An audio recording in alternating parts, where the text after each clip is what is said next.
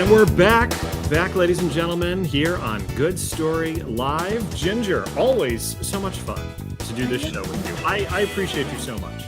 Likewise. Like I said, you are officially a pinned conversation in my iMessages, and I don't think you're going anywhere. I've always wanted to be pinned conversation on someone's message list, as you are on mine. So. Whoa. Ginger and I have random, like, oh, don't forget this for the show. Don't forget that. Our text chain's very odd. It's like inserted thoughts with no context. And then memes. And then random memes. Random smattering of memes. Exactly. And yet we understand each other, which, that's. I love it. I'm here for it. I cannot think of anybody else I would rather do something like this with. I just remembered, because I heard a notification, I'm going to silence my phone. Oh, yes, the notifications. We don't need those. We don't need those going off with who we're talking to today. I'm so excited. Anyway, we have a phenomenal guest here, and a guest who's making history, in fact, on Good Story Live. She is the first repeat guest we've ever had, but we have some new things to discuss with her. So it's exciting. It's not going to be the same content. She is Stella Chang. She's a multimedia artist. If you remember her way back in the early parts of Good Story Live, Ginger interviewed her solo because I was on my deathbed getting over pneumonia. Yes, this was episode 3. Jesse was MIA, dealing with pneumonia, which we didn't know at the time that we were dealing with pneumonia, or you were dealing with pneumonia. I was just very sick. You were very sick. And I emailed you like in the middle of the night, knowing this is just not going to happen for me tomorrow. So you're on your own. Like, you got this? Like, yeah, I got this. Yes, exactly. But Jesse has, convalesced since then. And so it's going to be a pleasure of mine to finally be able to chat with Stella. But Stella's done something really phenomenal here. So let me read a little bio here just to refresh your memory. Stella was born in San Jose, California, and grew up in between the United States, Taiwan, and Canada. She graduated from New York University in 2006 and worked in the fashion industry for more than a decade. How cool is that? Yeah, you want to hear all about that, go to that episode 3. You can hear that story. We're not talking about that today, though. She also founded her own creative arts studio after having that career in fashion. She's a multimedia artist using watercolors, ink, diband metals, an all assortment of different ways to get the creative artwork that she wants and bring it to life. And not only am I a fan of her art, but she has created what I assume to be the first of many videos that is going to be on her website and on her YouTube page. About chronic pain management through art. And I watched the video. I was a bit of a mess after watching it, I will admit. But let's bring on our guest. Stella Chang joins us live from New Jersey. Stella, thanks so much for being on Good Story Live yet again. Yeah. Oh, thank you so much for having me. It's so nice to meet you both again. Likewise. Good to see you as always. Yeah. Ginger, why don't you refresh our audience how you met Stella Chang? Sure. So Stella and I met. I had this dream about this painting. Gosh, sometime in either like 2019, 2020, somewhere in that time range. Yeah. And I am not a painter, but in my dream, I was painting this image. And I had no idea what I was painting. I knew I was using watercolor. And by the end of it, it ended up being this painting of Jesus. It was beautiful. And I was so sad when I woke up because I was like, I cannot create this. So some months went by and I had an experience where I was like, you know what? I need to figure out a way to bring this painting to life and hopefully share my vision and find somebody that can do that for me. And so I started searching on Instagram. I just typed in watercolor, and Stella's was literally, there were several pieces that came up and several options, but Stella's was the one that instantly I was like, oh, she would get this. She would get what I'm going for. Like, maybe, yes, I know. And They're beautiful. We'll link to the images on the website down in the description box below if you want to check them out. We have one that we're going to show you here because I have 3 versions of it. Why don't we show that's them right. now? Why don't we I have. show them? Oh yeah, we can show it. We have one version. I'm not sure if this was the original one or one of many, but and Ginger, we apologize again. You're going to get covered up here. It's just the way this works. This was one of the renditions. Yes. So this was one of the renditions. This was, I'm not sure in your sequence of creating, but it was the first one. Oh no, actually, this was probably the second one or third one that you sent to me. Yeah, the first one had less hair visible from out of the shroud. Yeah, but I was describing what I wanted, and gosh, she nailed it. And this is one of the 3 that I ended up purchasing from her. I was so glad that she does commission pieces and was willing to listen to. I literally remember doing a video for her. I do, Jesse can attest this. I do Loom videos where I show people and talk them through things.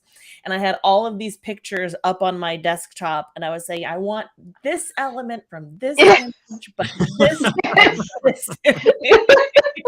No, I actually really appreciate that because you were very clear about what you wanted. So I was able to just kind of like paint into it versus sometimes I kind of had to guess what people want, but you were very clear. It's like you have to paint the picture in your mind's eye and then try and translate. Like first create it in your mind and then translate it. Yeah. I tried to help there. Thank you. I appreciate it.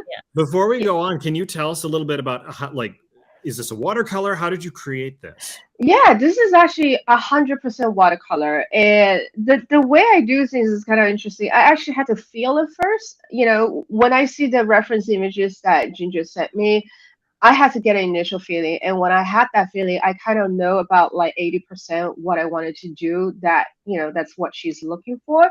So that feeling could be like, you know, a sense of like odd. It could be a sense of excitement, you know, it doesn't matter. So when I was looking at the reference images, I literally started seeing Jesus' face. And then I do very minimum preliminary draft and I just went for it. And yeah, and I'm just on a ride. I think 5 paintings in total, and Ginger purchased 3. Yeah. Well, good that it's very difficult to you know, extract something from the mind's eye and create it on the page, but it sounds like you did it swimmingly. So my mom has that piece. Okay. I have So I gifted 2, and then I kept 1. One I gifted to a mentor, 1 to my mom, and then I appreciate that. Thank you so much. Oh my gosh, both of them like cried when they my gosh. Thank you. Well, I will be very honest with you. You are the last person I took the commission on. I'm so grateful you did. I closed that whole side business off because it's not easy. No. Yeah, and I don't always get a feeling out of the commission projects that come through, and yours is probably the last one where I'm like, I have to do this. Thank you. I'm so glad. That window of opportunity is closed, ladies and gentlemen. It's over. Yeah. Stella, we're going to show more of your artwork in a little bit. Okay. But first, I want to talk to you about this new video series. I assume it's a new series that you put on YouTube. Okay. Yes. It's called Heal With Me, and it's essentially learning how to paint through chronic pain. Yes. And we're going to show a clip from it in a little bit, but first tell us, where did the idea of this series come from? Okay, so a little bit of a sob story first. Okay, we're ready. I've got my tissue ready right here. Okay, great. No, I'll make this like really short and concise. Okay. So unfortunately, I am a chronic pain sufferer since literally my early 20s, and it just happens to be one of those situations where the moment I hit my 20s, I started to experience a lot of, you know, pain all over the body. And then it turned out to be, you know, what they call underlying hormone imbalances that ended up leading to massive gynecological issues. And it just sort of kind of escalated from there. And it totally did not help. I ended up picking a super stressful industry to join, which is fashion. And if you have ever watched Devil Wears Prada, everything portrayed in that movie is true times 10. Wow. Yeah. It just kind of compounded the physical problems I had. Once you add the emotion to it, it just kind of escalated out of hand. And next thing I knew, I was 25. I was being told by my doctor I would not be able to have children anymore. And I ended up having to go through a pretty crazy cycle of medication management. And it got to a point where you kind of build up a natural defense. You just don't respond to medication anymore. So it was literally 10 years of trying different medication until it didn't work again, switching to a different one, changing to different specialists, getting different opinions. And all of that culminated to a surgery I had in 2019. And I thought, yay, finally, no more pay. Nah, the hormone imbalance is still there. And it sort of kind of showed up differently now. And next thing I knew, I had a massive flare up. And now the latest verdict is, can it be something that's autoimmune related? No one knows. It's like every doctor tells you different things. Right. But how do you live through all of that? That's like 20 years worth of problems, right there. Yeah. And that was when I realized that, medication will only get you so far, but you still need to have quality of life. You have two choices. You can identify your entire life with the pain, or you can choose not to. And that was when I started to use a lot of, I started to learn from different teachers and doctors and even gurus online. Is there breathing techniques? Is there painting techniques? How do I train the mind? If the pain is not going to go away, can I train my mind to process the pain differently? So this particular video literally is the result of the last 5 years of me trying to figure out what can I do to continue living a quality life. It's amazing. And, as someone with suffers from chronic pain, it can very easily be debilitating. Yeah. And you can very easily, I can imagine, get to a point where it's hard to find the motivation to do anything. Yeah. It's amazing that you, I guess what I'm trying to ask is, how did you start the process of trying to discover what ways of helping you manage it outside of pain medication and come to art being, again, something that you use not only as a creative passion and inspiration for you, but then also as a tool to help you manage and work through your chronic pain? To be honest with you, art is one of the very few things in my life that gives me that momentary happiness. Like when I'm painting, my brain kind of goes into this happy little zone. And then all of a sudden, I just remember one day waking up thinking to myself, isn't that possible that I combine the actual motion of each brush stroke with, let's say, an inhale or exhale, like things I learned from the doctors about how to manage pain. Yeah. And it literally just went from there. And I started to prolong that moment of happiness. And I also noticed in that little, window, the pain sort of kind of disappeared because my mind shifted its focus to what's on that piece of paper in front of me. That's remarkable. Is this a technique that other people have practiced? Did you kind of just discover this on your own? I don't really know if other people practice it. Like from an academic standpoint, I have no idea what they do at art therapy. This is totally from a patient point of view, Sure. FYI. Yes, this is the disclaimer portion. Yes. Phil's not a doctor. None of us are doctors on this show. Yeah, no. I'm married to a doctor, but that doesn't count. This is all anecdotal evidence of what has worked for Stella, and if it works for you, that's great. Yeah, and I sort of kind of discover it, but I will be honest though, I do practice meditation on the side just because fashion is so stressful. And I did notice I did kind of translate some of that meditative technique into painting. So, but clinically, I don't know. I have no evidence to support this. I want to show a clip from the video, and it's a couple minutes long, but it gives the audience a good idea of what we're talking about here and your technique, and it has a profound thing to say as well, and we'll talk about it when we come back. So here's a clip from Stella's video, "Heal with Me." Just lessen your mind a little bit. Instead of focus your entire attention to it, how about you lift it up a little bit like this brush? As you can see, you have this entire area lighter, alleviating this painful reaction to it, whereas the most intense pain is only here.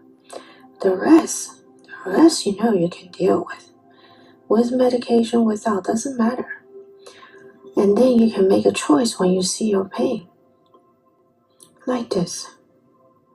The days you wake up, you have very little pain or manageable, and then all of a sudden it progressed to something so dark, so painful. You're so miserable because no one understands you. They don't understand why you keep complaining about it, even though you're trying not to. When that happens, remember all these other moments when the pain was manageable, when the pain basically becomes a very dull drumming at the back of your mind. Because always remember, and this is something I learned from my doctors, the intensity of pain cycles through it. It will never stay in the same intensity for long. But your mind latches onto the greatest intensity and thinks that for the rest of your life, this is all you will ever get. And you forget about all the other parts of life that are okay, that you can continue forward and have hope. Wow. Yep. Do you have anything to add to that? Oh man. I will say this though. Even as I was creating that video, it occurred to me that we are not the pain. We never were. We existed before that, and we will exist after that. And when you can objectify and see it right in front of you by using painting, it's a lot easier to deal with it. Yeah. One of the things in a portion of the video discusses the objectification of pain, where you're actually putting it down on paper. You're giving it a stated visual, a name, whatever it is, characteristics, so that it's not in the abstract anymore, where it can be blown into proportion. Does this technique work for people who are not artists like you? Absolutely. My stick figures look terrible. So, like, oh my gosh. practice this. Anybody can practice this. I said it in the beginning of the video. It's like you don't need to be an artist. You can use any material. Like it doesn't even have to be watercolor. Like you can use literally just pencil and paper or charcoal, like whatever it is, you know, that you like to scribble with or do, you know, doodling with. Just grab something and just do it. And you know, and you don't have, it's not about you being the perfect artist. It's about you expressing yourself and giving a channel for the pain to come out. And yeah, and tag me. I love to see what you have, you know, created. Absolutely. You know, you no, you really don't. You really don't. Yeah. Sorry, Ginger. Oh no, you're fine. I was gonna say, you know, as someone, so I'm a Reiki practitioner, and I have mentors that I work with, and one of the things that we talk about, you know, as a way to work through an experience is drawing. Yeah. And I've never, until watching that video, understood how I could actually do that. Because when I'm thinking about like how I'm trying to process even anger for a moment, right? Okay. Like, all I can visualize in my mind is taking a crayon and just going like all over the page. and you know what? And that's that's the process. I think a lot of people sometimes get so caught up with the finished work. Like Yes. you had to somehow have this perfectly done, like finished work, then that's called art. But that's actually not true. It's the process that you go through as the creator and how your Mhm. brain, kind of follows along. That's the most important part of being artistic. It's Yeah. not about the finished work. And even thinking about, like, again, the gathering of color as you're doing this to describe the intensity of the pain, using that and to translate to the intensity of your emotions as well. And when you are Hmm. able to like step back and look at it as a whole piece instead of, again, not from the standpoint of like an art piece, but just Hmm. an experience, Yeah. a visual representation of an inner experience, Yes. you can see all the varying shades and intensity, and it's quite amazing. Oh, Quite thank amazing. you. I can't say that any better myself. No, yeah, you're right. It really is a whole experience. And, you have to see it from like a bird's eye view. And sometimes we do get too caught up with the tiny little details in between, and Mhm, we think this is it. Yeah. mhm. Exactly. We've got to go to a break. We will be back though in just a minute. Okay. And when we come back, we're going to discuss more art. We're going to show some of Stella's art, and she's going to tell us Yay. all the varied techniques she uses to create this. It's not just paint, folks. So stay tuned. You're watching Good Story Live.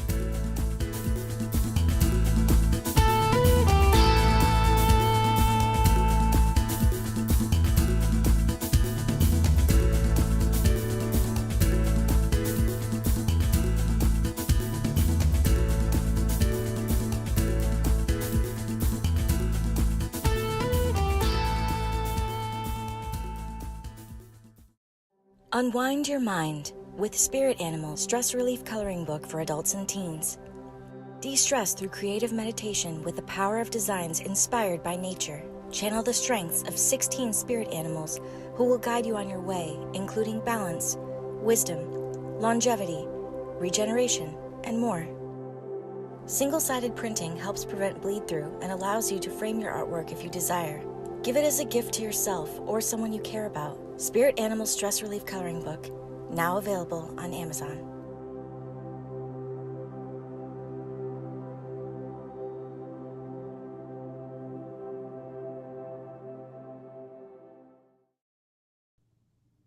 We're back, folks. Back with Stella Chang and, of course, Ginger Crosby. Ginger, this is a great episode. I'm so glad that we were able to bring Stella back, and we get to showcase some of her artwork now. So we're going to have you on. Of course, you're going to be hidden for a little bit from our audience. Yes, I know. I know. But I your know the drill. commentary will be greatly appreciated as we go on here.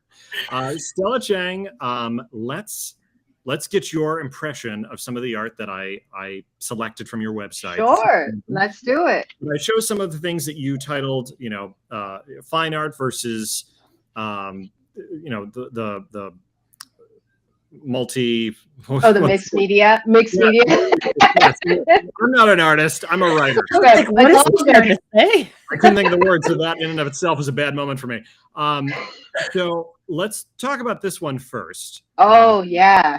The color is very striking. That's the first thing I noticed. But tell us how you created it and the story behind it.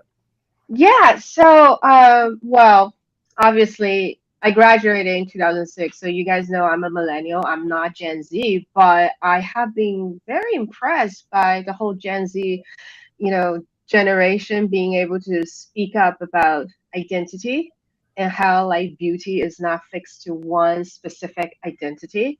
And so this whole series is actually about gender and beauty, and it's in watercolor. I love colors. I'm one of those intuitive painters. I see the colors in my mind. I see whatever in my mind, and I just put it down on paper with very limited draft. And then I don't know if you guys watch any like makeup competition type of reality show. I do on Netflix, like Glam Up. Then I realized, you know what? Let's put some makeup on this face. So I added the metallic eyeshadow and also the metallic lipsticks because beauty is not defined to one gender anymore. It's pretty much for all. Anybody can use makeup. And so that's what this whole series is about.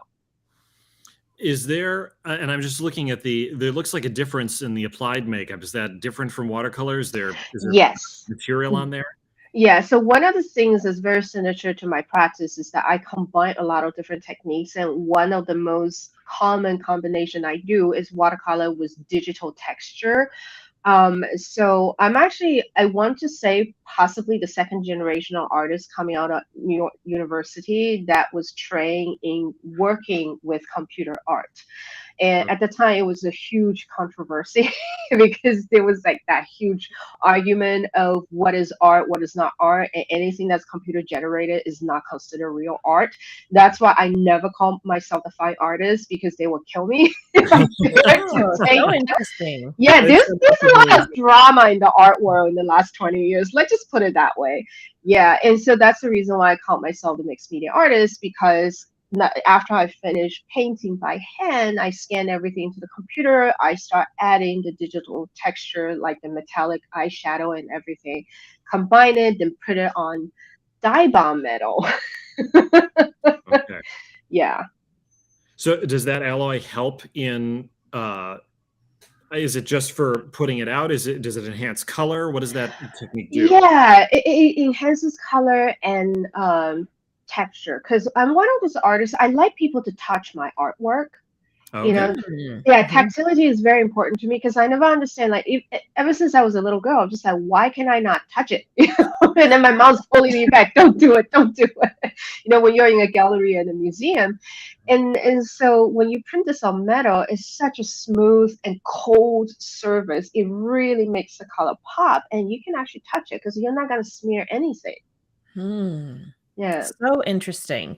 Because watercolor is very, like, when I'm thinking even of the pieces that you did for me, right? Like, you look at it and it's very soft and very gentle and very, like, it has this, I'm going to say, a warm quality.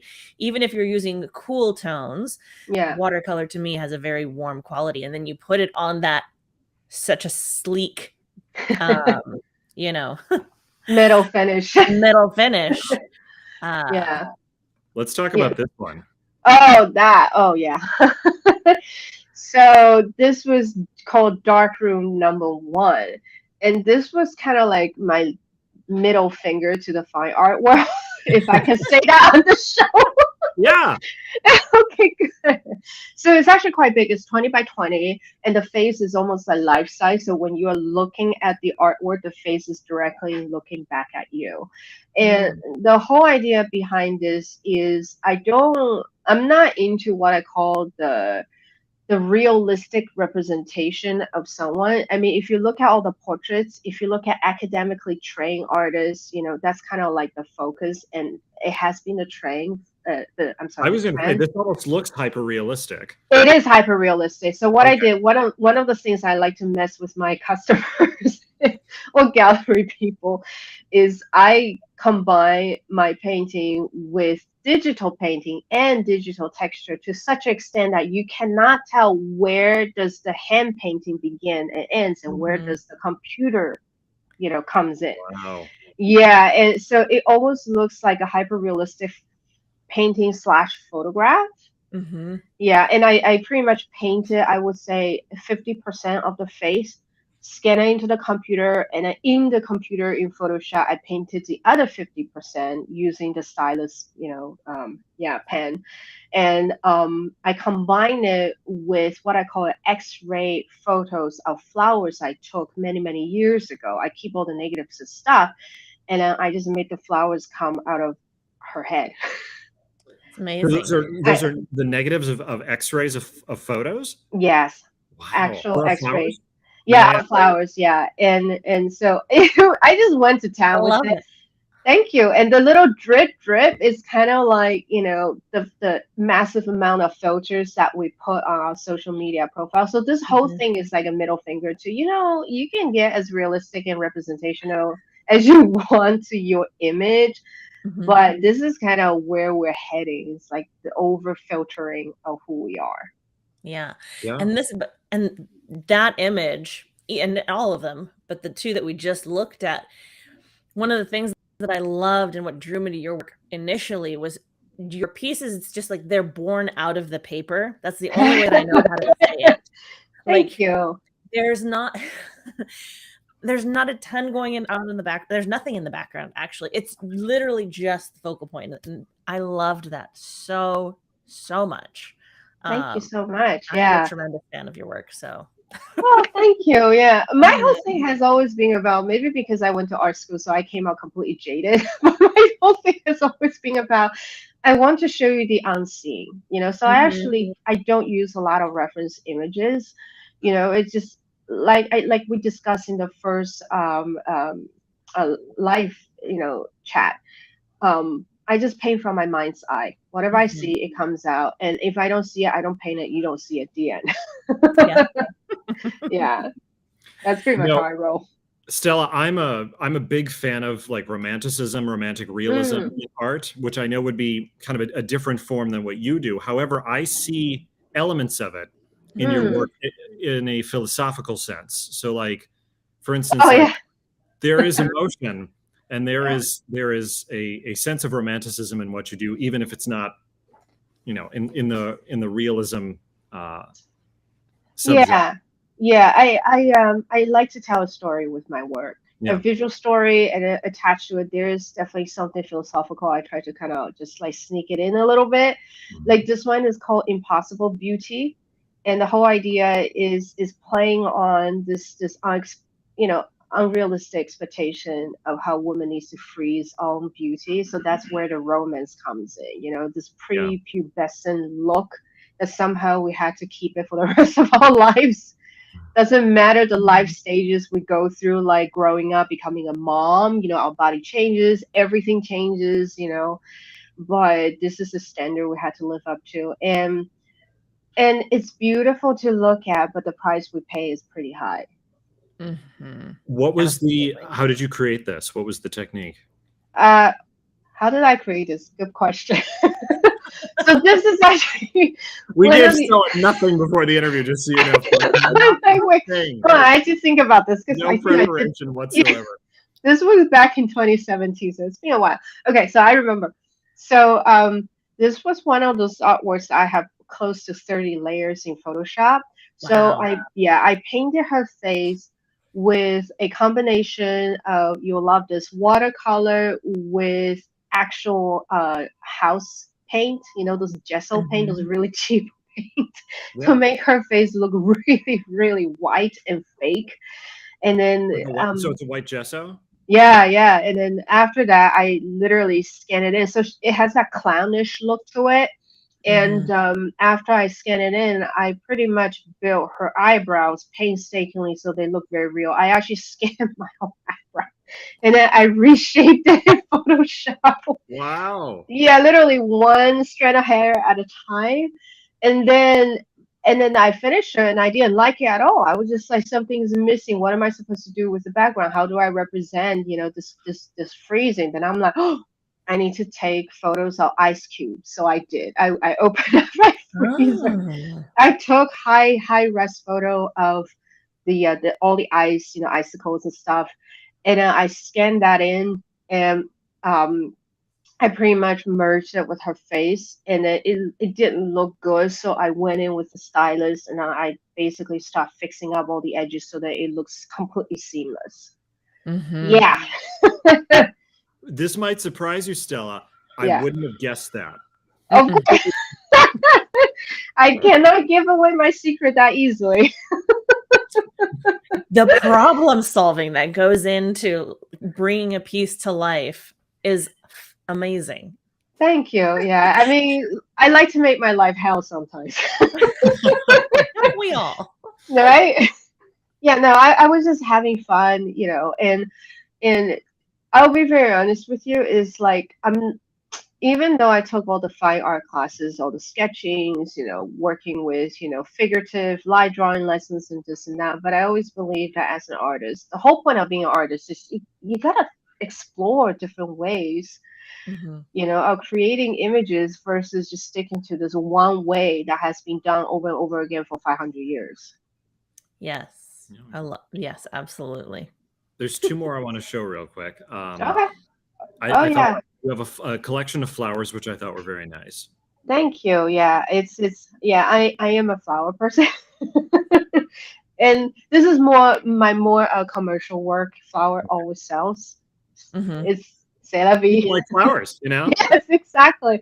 Yeah, and this one is actually I did the watercolor and I decided to kind of like mirror it, make it a mirror image, and then I did that in Photoshop, and then I just kind of decided, you know what, let me just combine it with another flower photo I did way back when, and just merge them. So this is the final results. Yeah, something very, very, nice, pretty. It's an homage to Georgia O'Keeffe, actually. This is Okay. Black Mm. Iris. Yeah. It's beautiful. One of the things that Thank struck you. me about this is that the colors in the forefront are more muted. I mean, you have Yeah. white, you have more subtle colors, and then the brighter, more intense colors are behind. But there is some translucence there, so it comes through. I don't. There's a tremendous sense of depth here. Thank you. Yeah. You're I looking. think it's funny you picked that up because I sometimes I don't even pick it up myself, but one of my art teachers used to say that like just by looking at my work you can tell that I did inherit that Asian art heritage, which is we show a lot of white backgrounds, empty backgrounds, and Yeah. translucence, so that it allows the viewer's eye to go into the subject. Yes. Mhm. Absolutely. I know what you mean by that. A lot of Asian art is absolutely spectacular because of that trait. Um, this one is the last one I wanted to make sure we saw. Oh, oh my goodness. Pop of color. Yeah. How did you create this one? Watercolor again. I'm really into the Beijing opera, the costume design, because I do product design for fashion, so I'm always into like costume design, product design. And if you look at traditional Chinese art, it is literally strong primary colors of reds and Mhm. greens and yellows and everything. I try to kind of shift that spectrum just slightly so you get more of the blues, the purples, because I'm a blue person, in case you haven't noticed. Yeah, and the teals. And then, yeah, I just literally painted her face, the headdress, completely by hand. Then I was like, let's do something, let's add to that. So I just, again, I have a lot of what I call original source images I created in the past. I have a whole library of over 3,000 images I either painted, photographed, or created in Photoshop, and I just added on top of her head. Wow. Yeah. Yeah, because look, you got all these technologies, might as well use them, right? Mhm. Multimedia layers. Yeah, this one Yeah. specifically, I was like, there's a lot of technology layers going on here to create that. Yeah, and if you look at her face, just one more thing is that I Yeah. use a lot of what we call the wet canvas technique, where I just let the water run. So it looks very loose and free flowing, and there's a lot of empty spaces left, and a lot of drip and splashes. But on top of her head is more solidified. That's where the digital part comes in. You Mm. mentioned white gesso before. Yeah. Does that allow for like it to be more like you to be able to move the color more freely on the canvas, or is that for a different purpose? That's actually more for saturation because watercolor is mostly very opaque. And sometimes I couldn't get the saturation that I want. But instead of using that painting in oil painting oils and trying to like dilute it, which I could never get the consistency right, I realized what I can do is by cheat it by starting with watercolor, then add the gesso to create that dense saturation that I want. Fascinating. Yeah, Mhm. it's fun Oh, being an artist. There's Google again. Oh, hey! it's like every episode they keep She's talking. always trying to interrupt us. I don't get That's it. so funny. She's They have a question for eavesdropping, Stella Chang. right? Yeah. Now, going back and to again where this all started with your Heal With Me series and chronic pain, this has Yeah, obviously been something that you've been dealing with for a tremendous amount of time. yeah. Do you see, or when you look back on the art that you've made and the things that you've created over the years, Mm. do you have any sort of positive or negative? Does it bring back memories for you of that time, or any time where pain may have been more of a challenge for you, or Yeah. You- Yeah. yeah, yeah. I mean, artists are very emotional animals. So when we Mhm. paint, it's literally a extension of who we are, and a lot of our emotions end up being captured on that piece of paper. And so, Mhm. literally, when I flip back to all the old paintings I've done, I literally can recall, oh, I painted this when literally I was about to have the surgery, or I was in recovery, or I had a super bad day. I had to pop, like, I don't even know, like super strong like painkillers, every four Mhm. hours. That I remember those, and you can see it too, like the Dark Room series. I Yeah. did that 2019. That was during my recovery, and Mm. let me tell you, never listen to a surgeon. They tell you the recovery is 3 months. Double that. They know how to cut. They don't know how to heal. Just put it that Yeah. way. That's a very good distinction. Yes, absolutely. And Yeah. I would imagine now, looking back over this body of work that you've created, just like when you were doing the demonstration in the video, you Yeah. can see probably different points of your life and where it was more intense and maybe more light than others. Yeah, you know what? Yes, especially the work. I definitely noticed like the work that I've been doing this year and last year, they're much lighter and flowy and Mhm. just much more comfortable, calming to look at. Anything prior to 2 years ago, yeah, there was a lot going on.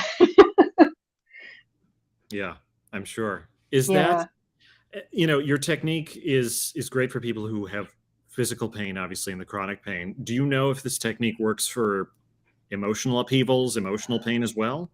I would imagine so. I do have a friend. She was telling me that she finds herself so much calmer. She wasn't even painting with me. She just had it on as a background video and music. And I know she's going through a lot. And she was telling me, I just feel so calm afterwards. And so I would say yes, because it's from the same part of your brain that process all your emotions and all the physical pain. So I would imagine that part of your brain will also, find it Yeah, helpful to watch this video. yeah, absolutely. Yeah. Um, One of the points that you pulled out in the video is that you are not your pain, and I think Mm, that that's a very important element to understanding this. yeah. Did you want to expound on that a little bit? Because I think Yeah. conceptually, a lot of people know that as an abstract, but as a concrete, how do you actually apply that? Well, the thing is that when you experience pain for so long on a daily basis and it doesn't go away anymore, it becomes a hum at the back of your mind, and it start to warp your mind. It start to twist how you see yourself, and you start to believe that this is it. This is all my life is gonna be about, and it sucks, and there's nothing I can do. And that's when you start to identify yourself with the pain and the consequences of having this pain. But just like I said in the video, but you're not. You existed before the pain was even a thing, and you will continue to exist even with the pain around. But our brain is a really interesting thing. You can literally compartmentalize.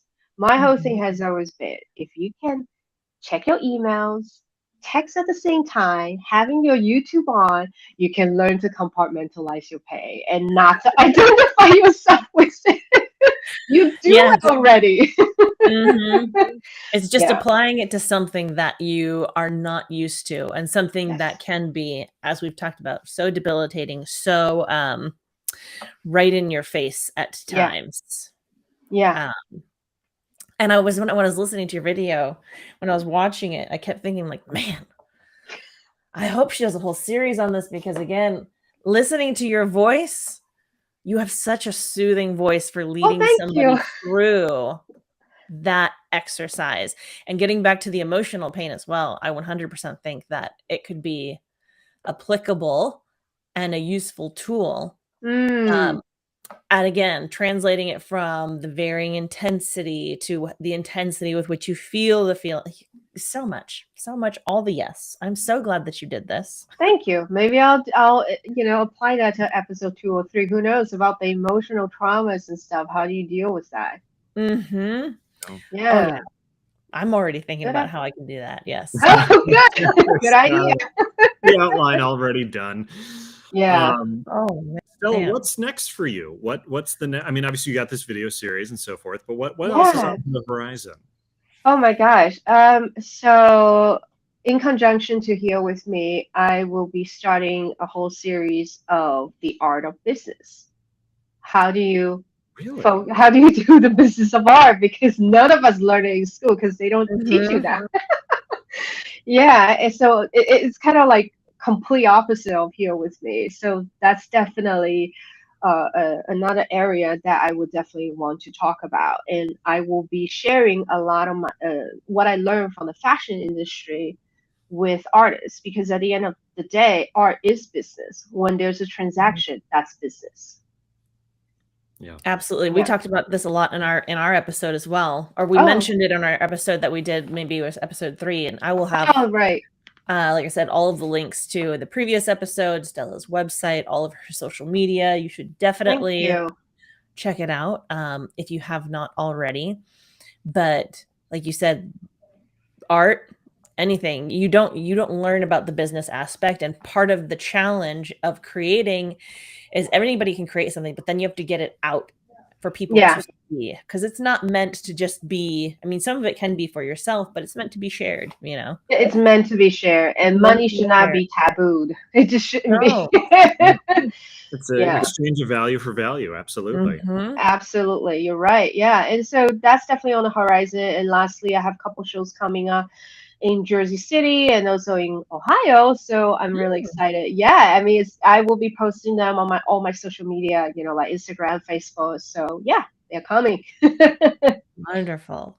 Yeah, Thank you so much. We'll thank you for be sure to having me. put that on the website and the links below, Mhm. right, Ginger? All the links everywhere. All the links everywhere. Just see, I got it. Yay. Del, this has been Yeah, great. Thank you so much for sharing this with Yeah. us. I think you're I onto something appreciate here. it. Thank So, you so much for having me. Thank you. yeah, absolutely. I will Mhm. have you on again. Bye-bye. All right, bye. Stella Chang, ladies and gentlemen, Mhm. multimedia artist. There, I remembered the word now. Multimedia There artist. you go. That's very cool. Being able to combine various techniques, and yeah, I've a lot of appreciation for that. Oh, I know. I mean, clearly I do too. I love it. Clearly, we'll have to see the Clearly. other versions of the Jesus painting. Yeah, I mean, the other 2 versions are on on Good Story Live's website. Okay, go Yeah. check them out, folks. You can see it Go all there. check them out. They're awesome. What They're was your each thought when you had this dream, by the way? Like, was it, I need to have this down, or like, I'm just curious about that. So I didn't okay. I didn't need to have it until I had this dream about this painting several months before I went through my second Reiki attunement. There are 3 attunements, and then you can become, I think you become master or teacher. There's 4, but 3 attunements that you go through. I've been through 2 of them. And during my second attunement, during that day-long process of the training and the class, and then finally the attunement, we did this meditation where we go through and we meet potentially somebody from a guide that we might work with, or that we will work with. Some people get a distinct figure. Some people, it could be something very abstract. For me, Jesus ended up sitting on a park bench next to me, and I was like, oh, okay. So this is somebody that I work with. And after that, I came home and I was like, okay, you know what? It's time to get this painting, because I don't know where I looked for. If you search paintings of Jesus, they're very there's the Catholic-esque, which have a very certain tone to them and characteristic. Then there's I'm going to say the more Christian depiction of Jesus, which is very different. And the one that I had was not quite either of those. It was kind of a blending of them. So I wasn't going to find it anywhere. I had to find somebody to help me bring it to life. Yes, absolutely. Mhm. That's amazing. I didn't know. Are you Master? Am I supposed to refer to you as Master Ginger? Is that? No, you are not. I am not. I am not. I'm only Reiki 2, meaning I can do Reiki on myself and other people. Okay. All right. Well, one day. One day, yeah. Absolutely. Folks, make sure you check out Stella's website and more of her art on the links below. Ginger, this has been fun. We will chat with you next week, next Thursday. See you Same then. time, same place. Thanks, everyone. See you next time. Bye.